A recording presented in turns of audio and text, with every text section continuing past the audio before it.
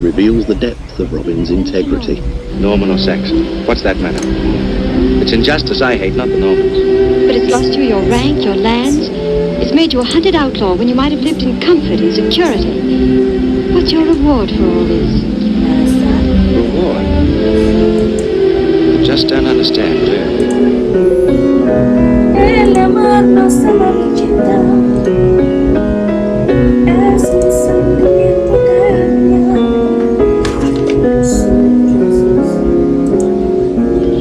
There we have Robin, sacrificing without expecting a reward, and that's the moment she falls in love with him, and you can see it in her eyes.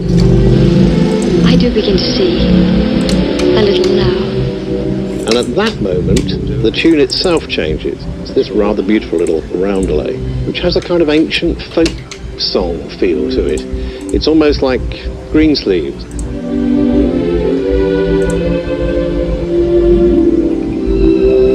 And his family's lives. The Korngolds had been living in their house in Vienna. They came back to Hollywood so that Korngold could look at Robin Hood and decide if he wanted to score it. Initially, Korngold was reluctant. All those swashbuckling fight scenes looked a little bit too much like hard work. But events were overtaking him, and while he and his family were in Hollywood, the Nazis annexed his homeland, Austria. As a Jewish intellectual, Korngold had only just had the narrowest of escapes. But from now on, Robin Hood seemed to mean more to him.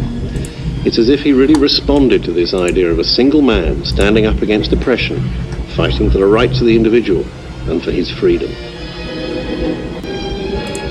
Warner Brothers kept copies of all the scores Korngold wrote for them, and they reveal the quality and detail of his work, as Joseph B.A. from the studio's music library showed me. Neil, I have for you the conductor score for Adventures. Ah, so brilliant. We didn't throw anything out. No. We saved it all. But here I can see the violins are playing. I love it,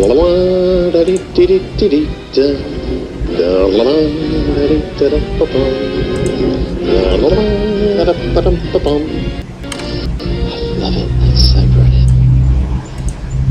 It's quite complex. The expectation was the musicians were pretty good. Korngold elevated the quality when he came to the studio. He demanded good musicians. And here's the fight. It's a big long cue, this, isn't it? It's a lot of notes. Yes. Here, the speed, agility, and sheer flair of Korngold's music more than augments the action. It gives us the effort and exhilaration of the fighter.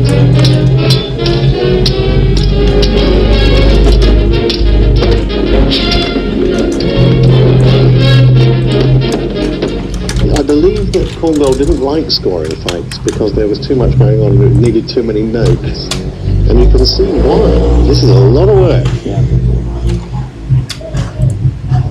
That's the love. ¿Qué es el fax? ¿Otro número de teléfono? Más o menos. El fax es como That is beautiful. te envía mensajes, tú lo envías y lo que sale es un papel. And one of the many things that makes him such a great composer is such a fine melodist. Please. And the library holds another treasure. This is the original piano that was in the music library since before the Second World War. Wow. And this piano was used by pretty much everybody, I should imagine. Korngold, Steiner, Waxman, Tiomkin. I know there is a memoir of Korngold sitting down and playing part of, I believe it's King's Road. And everybody heard this wonderful opening theme. I mean, this won't be the right key, but that.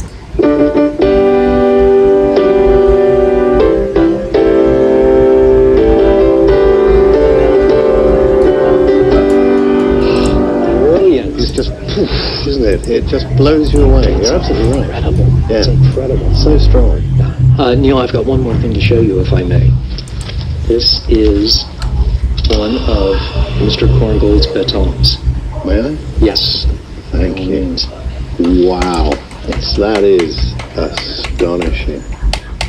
And the idea that the man who had come up with what we think of as film music because that's my feeling about him, is that he brought music to a peak of artistic invention, even more so than Steiner did, and that this was the baton he used to conduct his own music.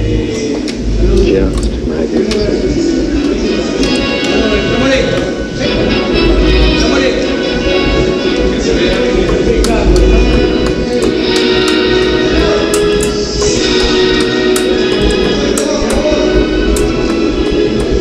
The composers of Golden Age Hollywood mostly came from the old world.